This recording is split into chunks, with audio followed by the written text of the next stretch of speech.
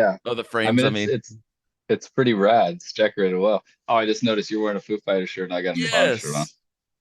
So, Oh, that's sweet, man. Oh, it's meant to be. Yeah, it's cool, man. Yeah, Old yeah. Navy has these shirts, man. I'm like, wow, the Heck original ones yeah. cost so much money now. It's insane.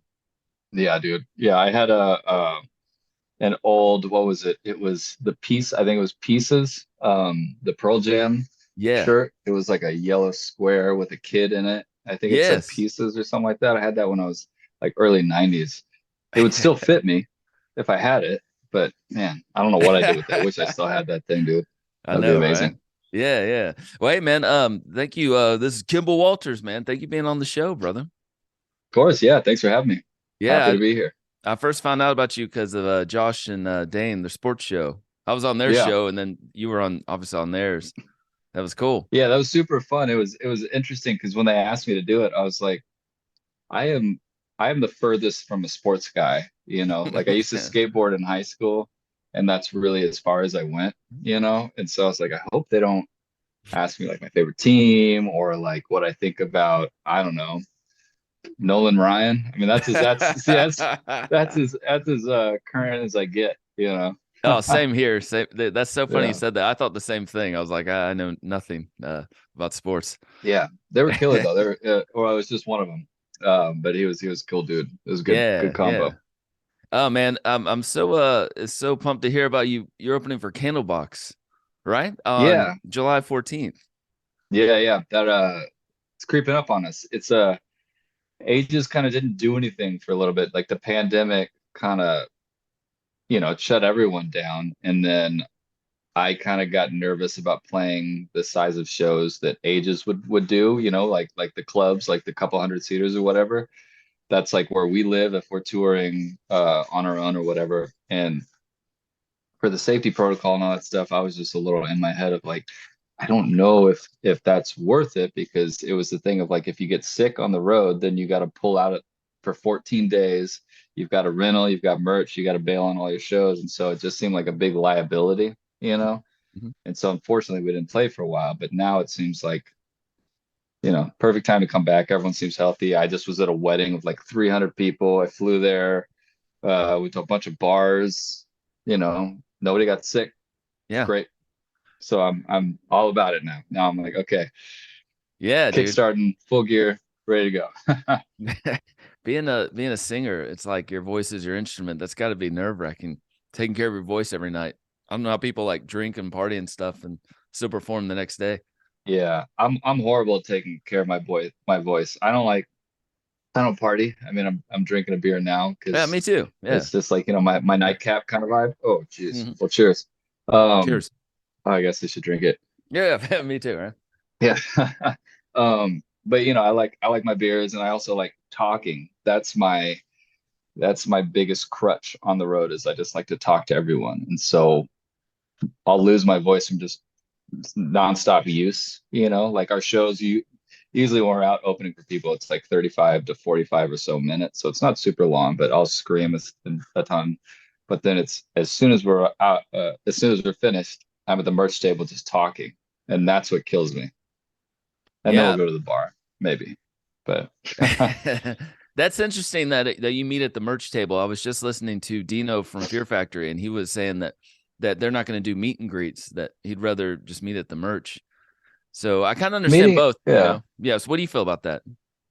I love meeting the merch table. I think when you're a bigger band, it's probably harder because, well, for example, being a small band, what we would usually do is as soon as we would hit our last note, uh, if say one of the last tours we did, like full tours, we were out with that band Chevelle. So as soon as we would hit the last note every single night, I would run down the stage, run through the crowd straight to the merch. And the crowd loved it because they're like, oh my gosh, you were just up there getting 150%. Now you're here selling your merch. It's like, well, we're a band that wants to survive. So we're cutting corners wherever we can. And I think seeing somebody from the band selling the merch and being there it just helps you as a new artist sell. Mm. But if you were, say, for example, Chevelle running down to your merch table, you probably wouldn't sell a third of what you would normally sell because everyone would just block traffic and talk to you. You know what I mean? Yes, So I yeah. think it works depending on the size of your band. For smaller bands, I think if you can get to the merch table, it's amazing because you're going to meet a lot of new friends and potentially people that are going to support you forever and maybe become new members, start your street team, just be good homies. You might even meet your significant other. You never know, but Mm. it's just a great place to like hang and meet people. If anything, you get free drinks, which is always nice. Mm. And then, yeah, sorry, I rambled, so I forgot where I was going with that. But No, no, yeah, no, no. That you answered it perfect. Yeah, and I didn't even mention that you are currently in Chevelle, Mhm. Chevelle and Juliette Lewis. You were in Juliette Lewis in the licks as well. Still am. Yeah. Still So am. the Okay. licks, yeah.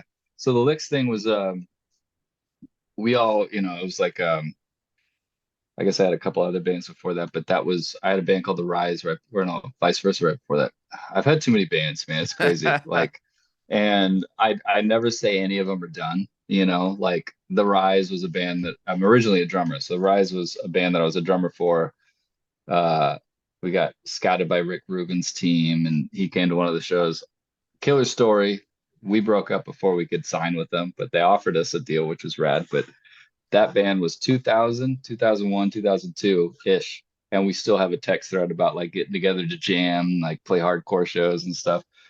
So I'm never out of anything. As long as the people are good. But yeah, so the Licks Yeah. thing, we're actually going to play on the 1st of July at this place called Desert Five.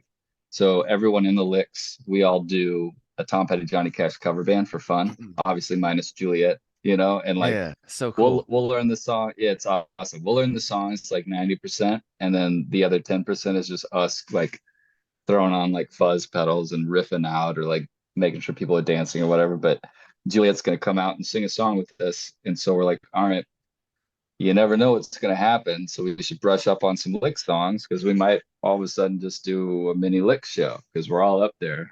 And once Mhm. the spark goes, cause a Yeah. fire. You never know. Be ready. Or somebody could blow it out. Either or. So we'll see. But yeah. Are you Yeah. gonna like So are you gonna film that when you guys play? Would that be oh available like yeah. on YouTube and all that?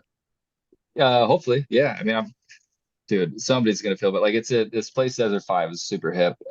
It's a fun spot in Hollywood, and I swear it's like everyone there is like some big Instagrammer or TikTok star or some crap, or like LA model. I don't know. It's like it's one of those new hot spots. So they're always like this. I don't know what they look like. Yeah, I know what their phone looks like. You know what I mean? yeah. So I'm sure there's gonna be a ton of stuff. But depending on if I have time, I'll probably do like an IG live or some crap. Mm-hmm.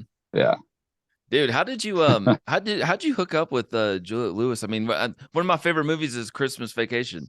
I mean, Oh yeah. you're in a band with a movie star. That's so cool. It I don't know if she likes yeah. that or It's not. I mean, can you not talk about Natural Born Killers or anything like Oh that no, she around her? loves it, dude. Hmm. I mean, she's an awesome person.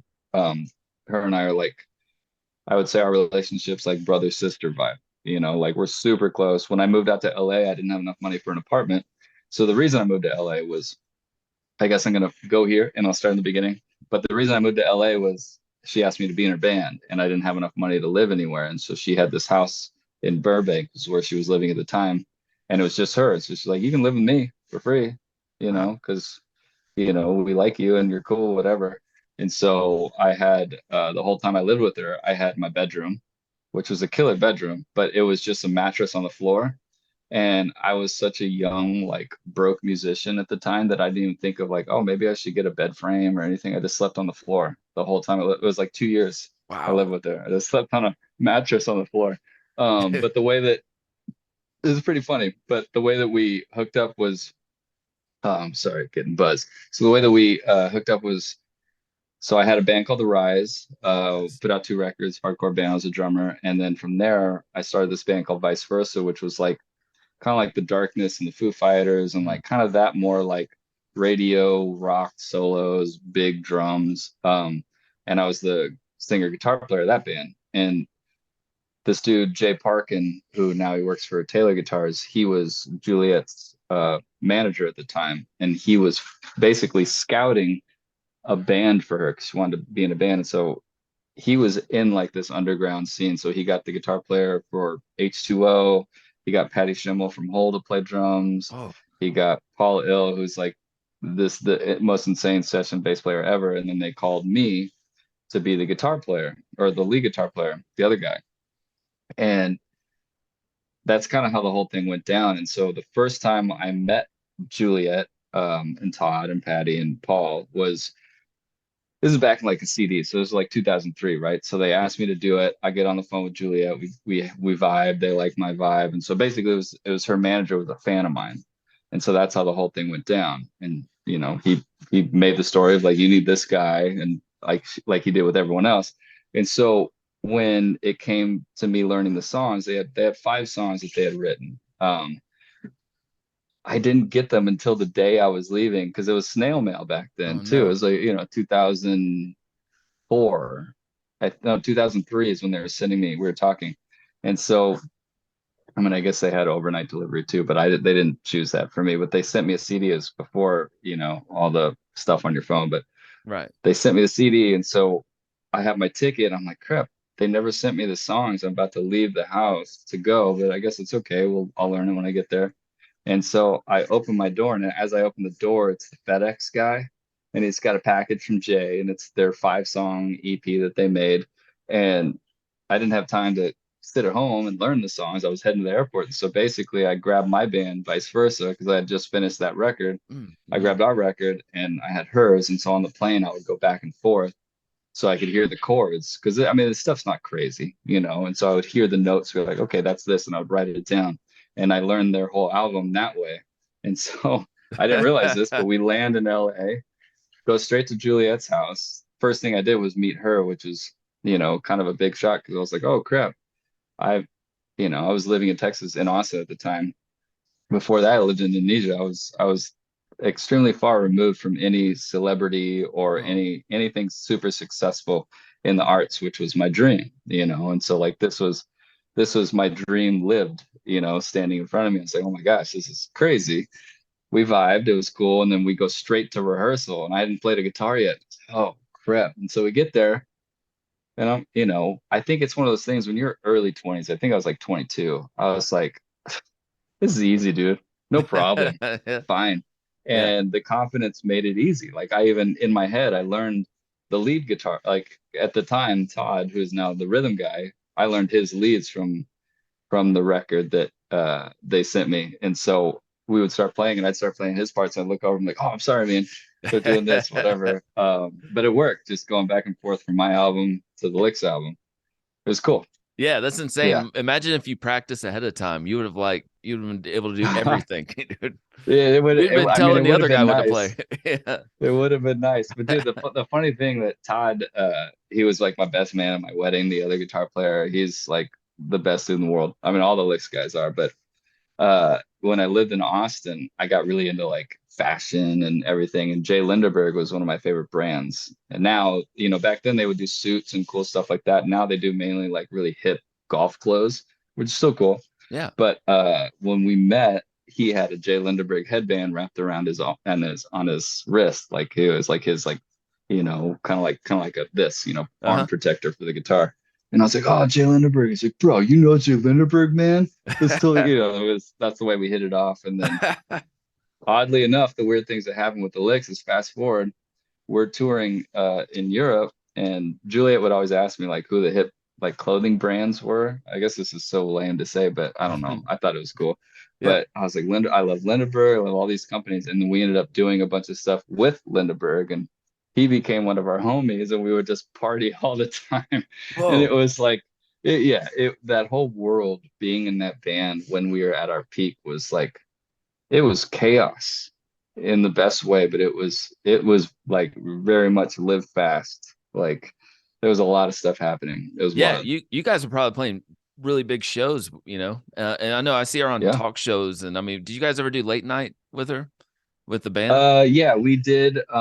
So we did Jay Leno. That was the only one that we did in the States. And funny enough, I got into a car accident like a couple of days before that, picking my mom up from the airport, who was coming into town to watch us play Jay Leno. So like every parent's nightmare is your kid gets into an accident coming to pick you up. These are long Yeah. stories. You want me to tell you these No, stories? I They're love kind it. of funny. Yeah, we got Okay. So it. my mom's coming into town. This is MapQuest, like printout directions, Oh MapQuest, yeah, I right? remember those days. Yeah. Yeah, yeah. And I was totally turned around because when you go downtown LA, you can basically take the freeway overpass that bypasses all the exits, or you can go underneath and Mm. you can hit the exits. So it's just that if there's traffic, you go on the over. I didn't know this yet. All I knew was Yeah. Burbank, and I knew one way in and out. All my friends were like, dude, it's 5 minutes to get to the club and you're taking 40 minutes. I'm like, I go this way and I come out this way. That's all I know. And Yeah. so I'm trying to find my mom, and I go on this overpass going to LAX, and I was like, oh crap, I think that was wrong. So I get off, and I realize, okay, going the right way, get back on the intersection, but it's raining, and so and the intersections go like this, they're like a big U, Okay. coming Yeah. on. So it's not just like a straight shot back on the freeway.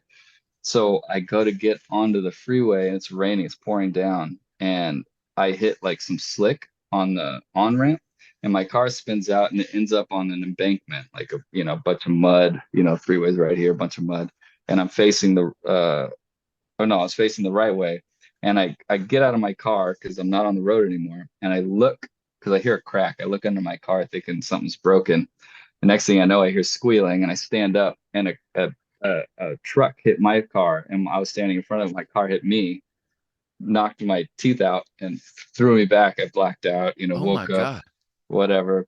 Wow. Long story short, there were teenagers in the car. Parents come, don't say anything to me, take the kids away. Cops ask me, "Hey, are you okay? Uh, can you drive your car?" I go, "I can't drive this car because something broke. I'm afraid of it now, but I have blood all over my shirt." And they're like, "Are you okay?" "Yes, I'm okay." So they tow my car, and they leave me on the side of the road with a snare drum and a bag of CDs and blood all over me. And so I walk over to the stop sign, and there's a church across the street where there's a wedding happening. And I see the bride look over. I'm just sitting here hunched over with blood on me and a snare drum and CDs. And You're toothless too. So right. Yeah, I'm yeah, no teeth. toothless. Just, yeah, I didn't look good. And they, I feel like they've been totally bummed their day out, I'm sure, for at least a good couple minutes. But Oh, that's my terrible, man. label owner, yeah, my label owner finally found me. My mom ended up getting a cab to the hotel, and so she was just like, I don't know where he is. But yeah, I guess fast forward, then I had to do the late night show with no teeth. I think I kept my mouth shut. We Oh, did Jonathan Ross in the UK, and this one was we actually didn't play it. Juliette was doing a talk show, and Jonathan Ross, the way they do it is if the guest is boring, they have a camera on the backstage where all the other guests are. And so they can be like, oh, let's see what everyone else is doing. It kind of yeah. helps the flow. It's a pretty genius idea. And Yeah. so the backstage, they were like, we need two of your band members. And so it was me and Todd, and the other guys were in the audience. So me and Todd are backstage, and it's Courtney Love, Todd, Oh, me, or no, Courtney Love, David Schwimmer, Todd, me, and then Oasis. And that's we were amazing. just, yeah, we were just sitting on this couch, and for some reason somebody had told Todd that a great drink to stay awake if you're tired but also you want to have a cocktail is red wine and Coke. No, what It's what like what kind of Coke are Coca-Cola. you talking? Okay. Yeah, Coca-Cola. You Yeah, gotta clarify yeah, that, yeah, man. yeah. And so we're drinking this, and it's freaking awful, but I Yeah. guess after you have three of them it's pretty good. You don't Right. notice, right? And so we're sitting down, and Liam looks over and is like, mate, what is this that you keep ordering? I'm like, bro, it's red wine and Coke. I don't know. This guy told me to get it. And he goes, let me see it. And he grabs it. He's like, let me try it. I'm like, oh crap. So Liam from Oasis is gonna try my Yeah. drink. That's cool. And Amazing. keep in mind, everyone told us before this happened is like the Oasis guys are really rude and they're gonna hate us. We're Okay. like, okay, so we're already Got your under the shield up. assumption that Yeah. we're under the assumption that they're gonna be like total jerks to us. I'm like, all right. So Liam tastes it and he goes, "Oh man, that's interesting." And he passes it over to his brother, and his brother's like, "Oh yeah, man, I don't, maybe." And so basically, my drink goes around to the whole band. And at this point, I'm like, "Ugh, I don't know if I want to drink this anymore." But also, like, I'm getting like rock and roll saliva, like Yeah. that's rock and roll royalty. And so they hand it back, And I'm like, oh, this is freaking cool. Wow, these guys just drinking on my thing. And so it sparked this whole conversation. And then from there, those dudes were like, come to our stage. They played they had that's right when Ringo's son was playing drums with them, Zach Starkey, Oh, cool. right when he started. Hmm. But Liam took Todd and I to a stage to talk about all his things, basically just showed us everything to a T, what he was using and how he uses it, all because this red wine and Coke. And then we hung out for a while afterwards, all to come to the conclusion is either we're really cool or all our friends are a bunch of idiots and they don't know anything about nice people Oh, because the okay, yeah. Oasis guys are freaking awesome. That's Yeah. refreshing to hear that they're awesome to hang out with. I've always heard the opposite. That's so cool. I think you got to be like you got to be prepared for brashness, like Mhm. everyone's got their way of projecting and doing stories and stuff, and you just got to be, you should know they're not gentle folk, Yeah. they're going to be hardcore and like aggressive, and it's fun as long as you can tackle along with it and like run with it, then you're good. Yeah, man. I remember do you remember yeah, obviously you remember the Oasis MTV Unplugged. How cool that was. I'm trying to remember which brother. It So good. was only one brother singing, right? And the other brother was in the seats just watching them. You remember that story? Oh crap, I don't remember that. If that was it, that was probably Liam, the guitar Yes. player was probably the one, and Yeah. then Noel's the That's main it. singer. Yeah. Yeah, that would Yeah. make sense. That's funny. It's so crazy Yeah. watching that. I'll have to look that up because I didn't realize that. That's crazy. Yeah, yeah, dude. I have to send it to you, man. Are you Yeah. guys have we're going to talk about Chevelle in a sec, Yep. but Ages, you guys, are you recording a new album right now? Yes. So it's pretty much done. Um, we're kind of taking it in steps, which is nice. So we have 3 songs already in the mix process with our buddy Bo Rochelle, who's done everything from Weightless on. So Weightless, Drama, and the 2 singles that came out after. He's awesome. He's a guitar player that band stays in, super producer out in California. Nice. But we have a 10-song album that is finished. 3 songs are being mixed while I'm just wrapping up all the loose ends and basically tightening things up to get it to him. But the plan, um, I feel like it's, a whole new world now where you can just talk about everything openly and hope that something lands kind of thing. Whereas Mhm. like back in the day, if you tried to say any of your business stuff, you might not get your deal or whatever. Oh, But wow. Yeah. basically we're just looking for a home, whether it's independently released, which we will do and we have done. Ideally it'll be a label. So we're gonna try to get these 3 songs right, get them out to some people, see what happens. But it's coming out either way. But ideally it'll be a label, you know. Yeah, I got some friends in Islander and they're doing a Kickstarter right now. Have you guys ever done anything like that before or thought about it? Uh, no, I don't have anything against it. I just don't think I could ever ask my fans or friends to give me money in advance for something that I want to do. You know what I mean? And I'm not throwing shade at Totally. anybody by any means, like it's totally cool. Like I've brought GoFundMe's and Kickstarters up to my friends, like, oh, you need to do that? You should do this. But for me, I just feel like this is like a labor of love. And so for me to ask somebody to give me, you know, say now you can do records cheaper, like $15,000 to do an album, Mm. it's going to take me 7 months before they would even get their CD. And that's quick, from their donation. And then you got to think of like, okay, this person gave $150. They need more than just a CD. So your repay has to be like way higher than their donation. Right. And so I Oh, just yeah, feel like yeah. that's a stressful thing. I just don't like to owe people anything. I I'm totally always get down to that. help Yeah. and give. I just don't like to owe it. Yeah. Right on. Yeah. Yeah, I understand that, man. Yeah. I feel like I've asked a lot of people this question, but with Spotify and all these platforms, are you guys gonna slowly like release your songs? Like, do you like doing that? Just kind of slowly, here's a song, or you know what I mean? I Or I some, yeah. wanted I wanted to do something like that. My bass player was so against it. It's funny because I mean he's gonna watch this, and so this is me calling him out. Um, but so that was always my thing of like, okay, this is the new era of release a song a month, do your whole full-length album and release one song every month.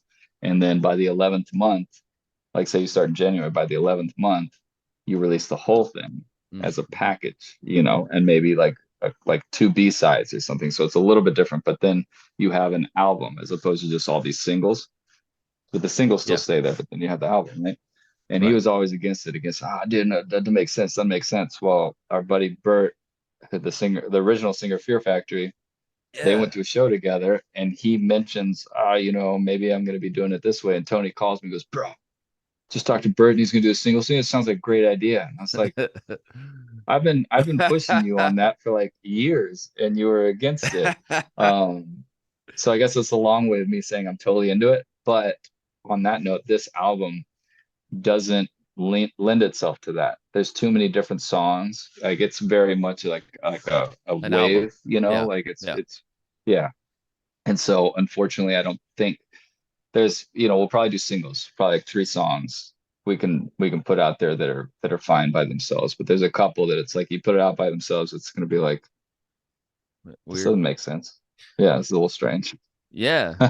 No, I Yeah, understand, man. My favorite albums are like that, where you listen from start to finish and they kind of have a, yeah, a flow to them. Have you sure. ever done like a Yeah. concept album before? I know that's a random question. I mean, like lyrically, right? I guess Yeah. that's the Yeah. only way you do yeah. I've always wanted to, but I hate writing lyrics. Oh, okay. I love I love connecting with my lyrics, but there's some times where it's like I'll go through these dry spells where nothing's inspiring me, and I feel like I have nothing to say, and then all of a sudden I'll get into this groove where it's just a bunch of emotion and stuff makes sense and clicks with the words that I'm putting down. So this album I feel has that, but it's not a story. Yeah. Um, I've gotten caught in the trap many times of writing relationship style lyrics, and on this record, and it's funny because most of the time the relationship you could look at it as like a love relationship, you know what I mean? You and your partner, whatever. Hmm. But I'm usually writing about the industry or about something different than being in an actual like committed relationship, which is interesting. People always ask my wife, like, are you happy with these lyrics? Are you listening to these lyrics? And she's like, it's not about me, Oh, okay. you know. But this record I made sure to focus on everything but a relationship style lyric. There's one Yeah. song that was we wrote before the pandemic happened, and so that one that one's called Chasing Ghosts. That one's a little bit relationship-y sounding. Yeah. I mean, it's balladish, so it works. But yeah, Oh, yeah. so Yeah. I guess That's long answer, no, I haven't done right the on. concept record. Yeah. Do you ever have do you feel pressure that you have to write the lyrics, or do you ever work with other songwriters? Glad you asked. I haven't. For me, I write with other people, and I love it. Like I love the collaboration process. I don't ask anyone to write with me, and I don't. That's not an ego thing. I think it's just I want to make sure that I'm saying everything I want to say, and if I'm going to collaborate with somebody, it's going to be my band members first, you know. Mhm. And we're not under any crazy timeline that we're not delivering a product that's good enough to release that would need somebody to come in and save the day, Yeah. and help us bring these songs to life. But on the lyric side, there's a couple of songs that are still demo versions of me mumbling. Like I'll sing melodies. I'll get melodies usually first, and I'll get the syllables, and certain consonants will be like, oh, okay, that needs to be a K or an L or whatever. And a two word or two syllables, one syllables. I'll usually get that first, and then I'll write lyrics to it. There's a couple songs like that which I didn't have, and I asked my bass. I don't remember if he brought it up or he knew that I was having trouble, and he was like, I don't want to step on any toes, but I've been going through some stuff. Would you be interested in hearing what I have to say? And I was like, do it, please. I don't want to be the only one. Right. Right. And so I'm open to all of it. As far as outside writers though, I prefer and have still only used the people within my circle, my band. Yeah. Yeah. But Tony is writing at least three so far. So far he's got one, but he's doing three at least Oh, lyrically. oh, that's so cool. Yeah, yeah, that's awesome, man. Yeah, yeah. I guess so what I'm gathering is you don't write before the music's done. You wait till the music's finished and kind of do like what do they call it, like mumble tracks kind of. Yeah, yeah. And that's kind of like wearing the Nirvana shirt, but I think that's kind of what like Kurt would do. And his whole thing, I mean, he was like Nirvana and Foos and Yeah. Grohl and Kurt were like, oh, I want to sing like Kurt. I want to be like Dave because he plays everything and he's a front man. He does all that whole thing. So those are always the guys I looked up to, still do. And Kurt would he would always say like the lyrics are less important than the melody. People connect more with your melody. Like, and I even did like for a while, me and my buddies did like a Nirvana cover thing Oh, cool. in Hollywood when I was home from touring, and it was awesome. But I would write the lyrics down, and they made no sense. Like a lot of them, it was just like, whoa, this is crazy. But you sing it and you hear it, and it connects to you somehow. So yeah, Oh, I that's mean, so there are awesome. those times though that things flow, and I'll write it down like a poem, and then one day I'll be like, oh, that fits to what I'm mumbling. Just need to twist some things up. So it'll be an accidental write lyrics before the music, but usually it's not intentional to be like, I'm writing my song now. Now I'm gonna put chords to this. Yeah. Yeah, that Yeah. reminds me of Under the Bridge with Anthony Kiedis, like he wrote the Oh, right. poem. Yeah, yeah. Yeah, that kind of reminds me of that, Yeah. Like Oh, Rick right Rubin's on. all that. Yeah. Yeah. Uh, Yeah. I you know love what? that song. It's a great song. Oh yeah, man, me too, man. I love the documentary they did around that. Oh, yeah. I was thinking about you're playing drums and everything. We're talking about Foo Hmm. Fighters and like does your drummers ever like do you tell your drummer what to play basically? I mean, or do you guys kind of Uh, collaborate? Or do you ever I guess there's like a uh, pressure there, right? there was until I got the best drummer in LA, or my favorite rock drummer, aside from like the guy from the Knack and Dave Grohl, Right on. is my drummer Dylan. And so Dylan. it's funny because so many great drummers have a very similar style. Like it's if you're a rock guy, then you got the just that big banging kind of style. And that was always my style. And my style evolves with whoever's playing with me. If I feel like they're inspirational. So for example, in my early bands, I would always record the drums. I would be like, okay, I'm playing the drums. I would do the whole girl thing, like for the Right. first record or whatever. And then when Ages started, um, sorry, people are texting me, get out of here right now. It's So when actually no, sorry, when the lick started, we went through a bunch of drummers. Drummers are just hard to keep, so we went through a bunch of drummers, and one of the drummers is my buddy Jason that I pulled out from Austin.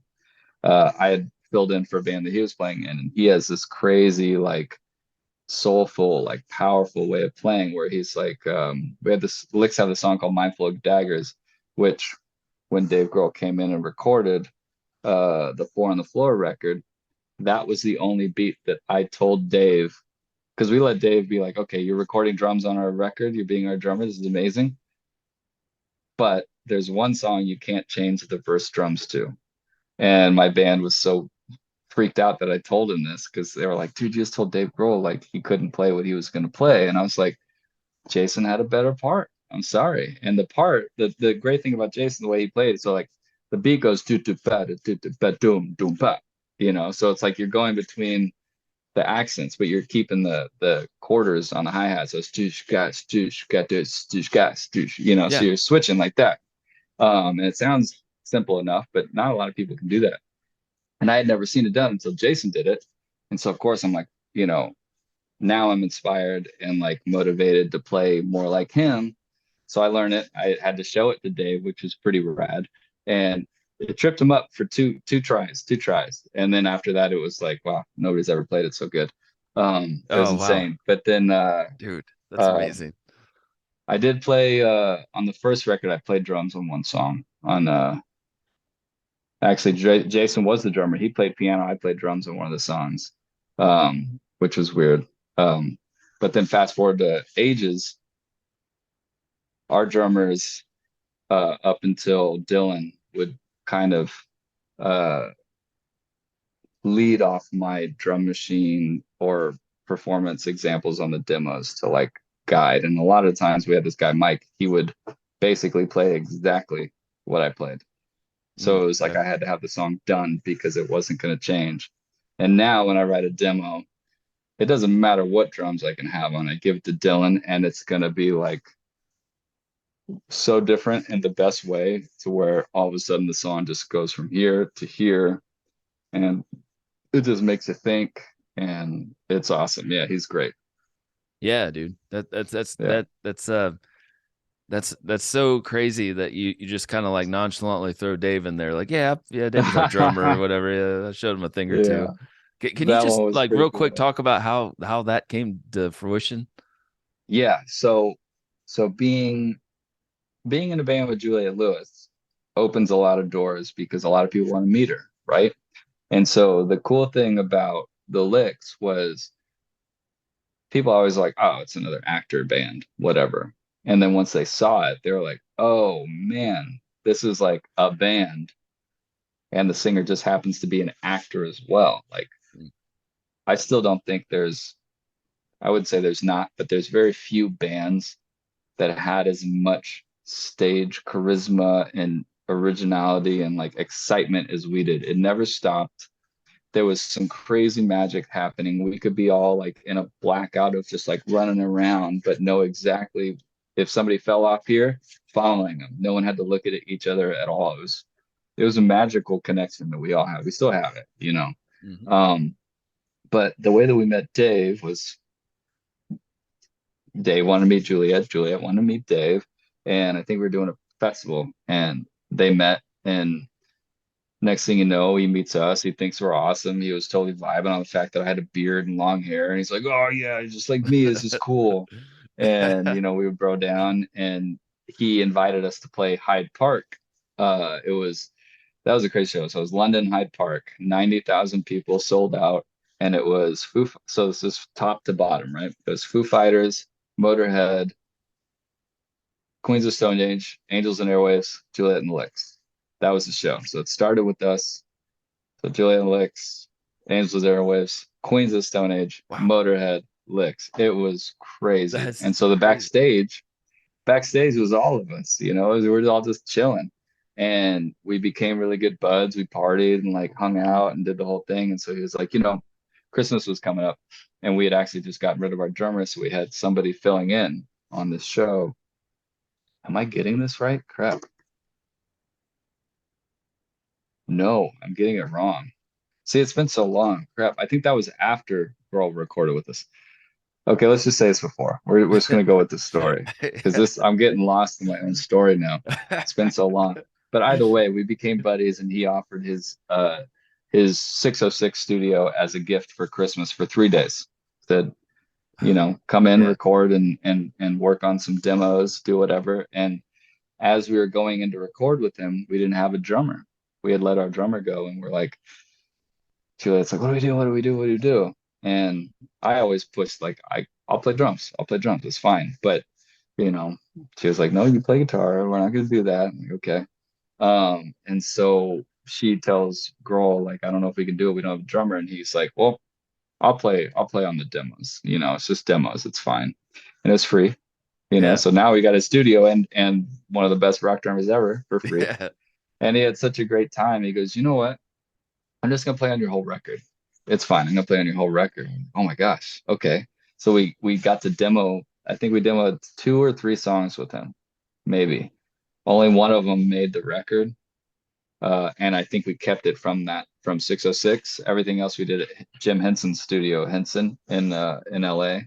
And um he had just finished with Teeth, that Nine Inch Nails record Oh and he was yes, yeah, showing yeah. I us heard about that. Yeah. it hadn't come out yet, and he was showing us that record. And so he told us, he goes, "This record's pretty cool." He's like, "But your record, I'm gonna make it my drum record. This is gonna be like this is what I can do." As if he would hand a resume out. He was Oh, like, "This is cool. gonna be my best drumming." We're like, Wow. "All You're like, right, oh, thank you. yeah." But here's a cool story. Sorry to to rewind a little bit. So when I got the 606, the first day of recording with Dave, I get into the studio. I think I was the first one there, and I walk in, And I go upstairs, there's like the lounge, and when I walk up, I am like I s- everyone has their back to me because there's a couch. They have their back to me and they're watching a TV, right? Or movies on. And I was like, oh crap. I try to be quiet. And Dave turns around and he goes, oh hey man, come on over. It's all good. And it was the first round of edits of Pick a Destiny. So it was him and Oh Liam yeah. Lynch on the couch. And I was like, wait, what is this crazy movie? He's like, oh, me and this guy made a weird movie. I'm the devil. I was like, what? Yeah, Oh man. it was pretty That's cool. something like you never forget. It's like his song, Oh, Times Like never. These, you know? Yeah, dude. I paused. I froze for a second. I was like, what? And I don't know if you remember, but Liam Lynch had that song, United States of Whatever, that had Okay. come out. And it's my United States of whatever. That's Yeah. kind of how it went. And I it's gotta a look it up. crazy song. It's awesome. Yeah, crazy song. But Liam Lynch now does like all the Royal Blood Wow. music videos, like Queen music videos. He's like got this crazy style, but he's a Pick a Destiny. He And did pick it up. Yeah. That's so cool. yeah. And so that was just it blows my mind thinking that one of my favorite movies, because it's such an amazing movie. Yeah. I got to see it before it came out, but only a section with the Dave director Grohl. and one of the actors. Yeah. Yeah. I was like, what? It didn't connect, you know. I didn't know what was happening. God, that's Yeah. amazing. That's It's pretty incredible, cool. dude. Yeah, it's a pretty cool moment in time. Yeah. Uh, we gotta talk. Last thing. We gotta talk about Chevelle, man. Like, Yeah. how'd you get it in with those guys? So I guess the short of it is I don't even know if it's short. I don't know why I said that because nothing I say is short. Um, so at the time, they had just come out with La Gargola, which Mhm. we came out with Waitlist. They came out with La Gargola. So Waitlist was our first like major, first and only major label release. And I was like, we need to get out with great bands. And they came out with that record. And I was like, oh my gosh, this is the band that we need to tour with. They just came out with this amazing album. I think their fans would get us. They've been around for, a long time and they're slaying, their fans get it. They're music lovers. And so our booking agent couldn't get in touch with them. Our management couldn't get in touch with them. This is, in my mind, this is, so they say. I don't know how you can't get a response, from people Mhm. because you all work together. Your Right. offices are, you all have each other's numbers, but they couldn't get in touch with them. So I go, all right, fine. I have to pull a card, because from being in all these bands for my whole life, I have numbers and stuff in my phone that I'm saving, I'll reach out or whatever. But Yeah. one of them was their producer, engineer, mix engineer, Joe Barisi, who does like 10,000 Days Tool album. Yeah. Um, Yeah.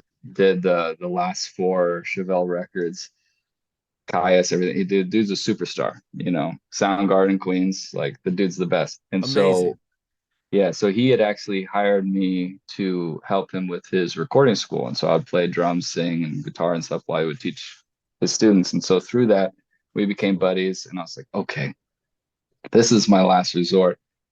I'm going to use the card. And so I call him and I go, hey, man, I hate doing this, but this is my only option. My people can't get in touch with them. You just did the Chevelle record. You know them best. We want to tour with them. Do you think that they would like us? Do you even like our band? Do you feel comfortable if you like our band showing them at least or whatever? And he goes, oh yeah, cool. Yeah, your band's cool. I can totally show them. And within 24 hours, we had an offer, like not just like oh cool, we like your record. It was an offer for 2.5 weeks, like money, everything, like just the contract pretty much.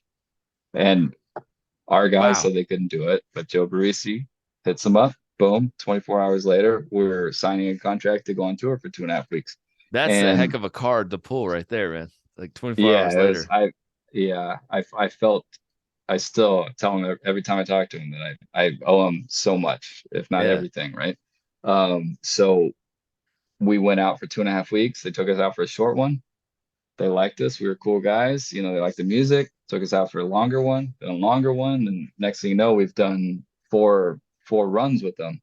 And throughout this whole process, I was just being a nice guy. That's kind of what I told your buddies is like, just be cool. You never know what's Hmm. going to Yeah. happen. Just make friends, as long as you connect and you guys like each other, just be chill. And so we all became friends, and Pete would come to LA a bunch, the singer, and hang out. Him and his wife would come, and my wife and I would go just grab drinks with them and hang out. Fast forward to 2020, I'm in a room jamming as their bass player. The dean had left, and I was as far as I know, the first and only phone call of like, hey, we just saw you posted a photo of you playing bass. You like playing bass? Didn't know you played bass. I was like, oh yeah, I did. I had some free time and I just wanted to try something new because I played bass with this band, The New Regime, because they were looking for a bass player. And I was like, yeah, I like it. They're like, you want to play bass with us? Like, yeah, I do. I really do. Yeah. They're like, you don't mind playing bass? I was like, dude, I'll play any instrument with good people and like a killer band. I think like because you're only playing that instrument for an hour and a half on stage or 2 hours or whatever it is, and then you're just with them for the rest of the 22 hours. Yeah. So it's just like, yeah, whatever. And that's pretty much how it started. It's just we were buddies, kept that connection going and kept it strong, and then they saw that I was doing what they needed and they offered it to me and it worked out. Yeah. Yeah. I will That's say that it was tougher than I thought it would be as far as learning the songs. Because you hear the songs, you think, okay, I got this. But then there's so many little changes in the right hand and like a note here and there that I was like, oh man, this is a lot more thought out and like really in depth. So it took a little bit. Yeah. It was wow. cool. Yeah. That's awesome. Yeah. Yeah. And they played like these huge festivals, right? I mean, are you Mhm. guys doing festival? Like I think of like Rockville or something. Did you guys play Yeah, that? we did. Yeah, we did Rockville. So the Rockville is the Danny Wimmer Well, didn't we? Yeah, festival, yeah. and we do all the Danny Wimmer ones. So Rockville, Aftershock, Sonic Temple, yeah, all of them. We did the We Were Not We Were Young. That was the emo one. We did the Sick New World Fest. That's not a Oh, you Danny played one, but that? Oh, wow, that's cool. that was crazy. My dog came. I mean, my wife came and Uh-huh. brought my dog, All and right. it was so crazy. She had the headphones. I got recognized. I don't know Oh, if I got recognized. I got recognized the next day grabbing coffee. Well, I saw this couple like looking at me, and I don't know if they're looking at me or if they're looking at somebody else, whatever. So I didn't really. I looked over, kind of waved, whatever, and I had my dog with me. Well, I got the coffees going to the car. My wife's waiting for her coffee. I get the car cooled down, and she's about to leave, and these people are like, "Oh, excuse me, I'm so sorry. Is that the dog from the stage?" So my dog got Yeah. recognized. She's a little celebrity now, man. Yeah, you want a selfie with Yeah, the dog, you take yeah. that's She loved hilarious. it, man. She was a hit. She was like hanging out with everybody. Yeah. Man, that's so cool. Hey, do you get Yeah. like playing with these like huge festivals? Do you ever get like nervous or like is there just like a are you used to be in front of that many people? Like do you trip out on that or anyway? Uh, I trip out on the fact that they're listening to me play, and then I'm doing something that many people want to hear, you know, regardless if I wrote it or not. Say, for example, the Chevelle thing. I'm in front of tens of thousands, if not 100,000 people at some of these festivals playing a bass line. I'm one of three people that are making this wall of sound that all those people that are in front of us want to hear. Yeah. So there's there's possibly a quarter of those people singing my backups and humming my bass lines because those bass lines are super memorable. So that never gets lost on me. It's freaking awesome. It's super cool. I feel very fortunate in that way because they could have chosen anybody else. I'm not the only one that could do this by any means. You know what I mean? Yeah, I'm good just point. the one that I'm the lucky guy that got picked. Mhm. Um, and so that's why, you got to work at it every day. That's why you can't just, phone it in. But as far as getting nervous, I don't know why. It's my natural place. Like the guys have even said, they're like, dude, no matter what's going on, we just look over and you're just having the time of your life. Like you're not stressed, you're not nervous, you're Oh, just that's a doing gift. your thing. Yeah. And so I wouldn't say I was born to do this. I don't know if anybody's necessarily born to do anything, but this is something that feels very natural to me, you know. Yeah. And I'm Mm. very comfortable up there. Wow, that's Yeah. amazing. That's Yeah. great. Oh, thanks. Yeah. So Ages is doing a new album. Is Chevelle gonna do a new album as well? I mean, you guys trying to balance that out with different bands, you know? I Yeah, mean, yeah. with your So bands. so the Ages one, like I said, it's pretty much done. We're just going Oh into yeah, mix yeah, that's right. stages. The Chevelle one, there is a new one being worked on. And time will tell as far as when it'll be done, because it's one of those things of like just making sure you've got all the right songs. And yeah, it's it sounds awesome. It sounds awesome. That's what I could say for Did they sure. let you It sing sounds on pretty it? Or, cool. or are you singing with them, or can you say that or not? Or I don't know. Uh, well, I can say this because I'm not singing Okay. on it. So I Okay. can tell you that I'm not Oh, there you singing go. on Yeah. it. Yeah. I'm not singing on it. Yeah. Yeah. But it is rad. It is cool though. I think fans are gonna be pretty stoked on it. You know, I mean, as everything they put out is freaking awesome, dude. Everyone's always stoked. So it's just they're the thing I love about that band is it's they've been around for so long Mm-hmm. and they're of the status of these other bands that have phoned it in to a little bit. I'm not trying to put anyone down by any means, you know. Yeah. But they kind of have their formula. They're like, oh, this works for our hit. We're gonna do this, we're gonna do this. But those guys, they're not concerned about that. And they're not trying to write that same song again, you know. And so Mhm. every album is different and new and fresh. It still sounds like them because it's them, you know. Uh, and that's kind of what what what uh what's coming from this one is just like it's them, but it's not the Red again or Send the Pain Below Us, you know, or Mhm. even Neuradius. Like it's just killer. Yeah. Yeah, I can't wait to It's hear it. just good. Yeah, dude. Yeah. That's so Yeah. cool, man. Hey, Kemble, man, I really appreciate being on the show. Like this means a lot to me, man. This is really cool. You're an interesting Oh dude. man, I Like appreciate it. Oh, thanks. I feel like I could do like a part two, just stories, man. I bet you got like a Hey, million dude, stories, right? there's so many. I feel like it, it's it. I feel kind of like a jerk, not a jerk, but like I talk so much, and then my stories kind of lead into other stories. And then I start thinking like I've been talking for a really long time. I don't know if anybody wants to hear this. You know what I mean? Oh, So they do, there's man. Your stories yeah. rule. So thank you, I appreciate it. So this is I'm kind of like this just it's like a surface level story right now. There's a ton of other stuff. So if you ever want to do a part two, man, I'm around. Yes. And not a lot of this. It's always the fun thing is like anytime I do interviews, like you and the Josh interview, like this one was a little longer, which is awesome, but people don't always dig deep enough into the conversation to allow me to tell these stories. And I don't want to just give them Hmm. because I don't know if anyone wants to necessarily hear them, but I want to tell them. And so I appreciate you asking the questions that allow me to talk about some of the fun things I've been fortunate enough to do. Oh, thank you so much, man. That's a Yeah. huge compliment. I was thinking it would be so cool if you had your own podcast and you could be like story time, Yeah. Dude, I've thought about it because like I guess I get distracted or kind of in my own head of like, dude, there's so many people that have it. You know what I mean? So Yeah. what am I offering? And in my mind, my podcast would literally just be me interviewing the guys from my band, especially mainly the licks, because the guitar player Todd, he's now the bass player of the Offspring. Oh, The other that's cool. or the bass player, yeah, the bass player is now the guitar player. He techs for Thundercat. He does all this cool stuff. He's the guitar player for Brett Scallions, who's the original singer for Fuel. Oh, Um, cool, man. Yeah. yeah, and so like we've all branched out and had our own version of success and are still playing, as opposed to like some of those bands that break up, especially back then. You know, for early or mid 2000s.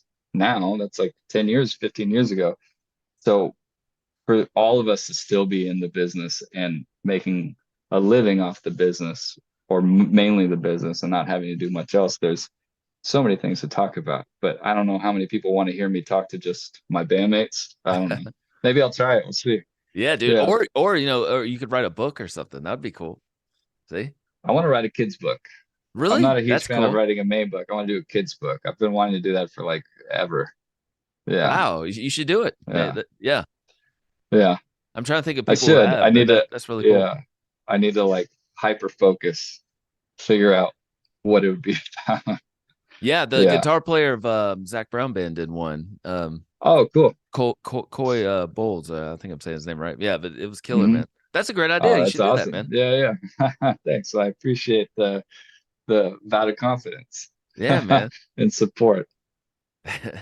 Hey, Kimmel, man. Thank you again for being on the show, brother. And let's keep in touch, man. This will be out soon, man. I really appreciate it. This is really cool.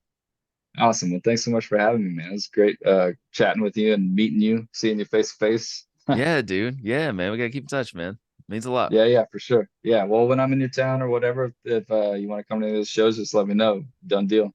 Thank you so much, dude. That means the world. Very cool, Yeah, yeah. brother. All right, man. Well, you have a good night, dude. Thanks, dude. You too. I'll talk Yeah, to you nice later. chatting with you, brother. All right. Absolutely. Likewise. I'll see you, bro. See ya.